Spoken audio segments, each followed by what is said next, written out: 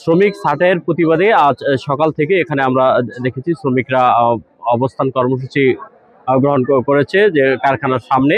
আমরা এখানে এসেছি আপনাদেরকে দর্শক দেখানোর চেষ্টা করছি যে আজকে যে এই শ্রমিক 57 জন শ্রমিক এখানে অন্যায়ভাবে ছাঁটাই করা হয়েছে বলে যে শ্রমিকদের দাবি।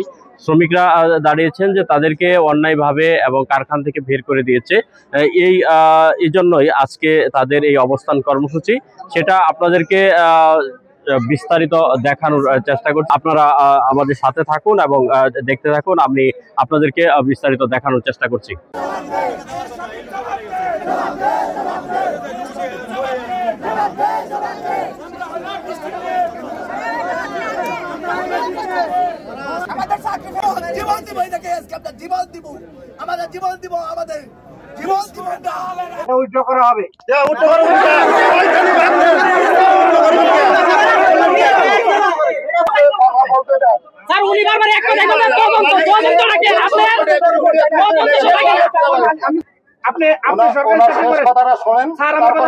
আমার কথাটা শেষ করি।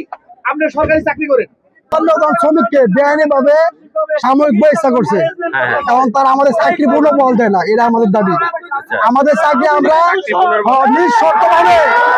নিঃশর্তভাবে আমাদের চাকরি আমরা পূর্ণ বল চাই। আমাদের আর কোনো দাবি নাই।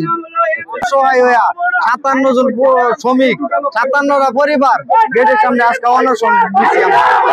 আমরা পেটে ভাত নাই, আমরা 3 কিস্তি টাকা দেয়, আমরা সঠিকভাবে টাকা পয়সা দেয় না, তার জন্য আমরা অনশন ধর্ম করি।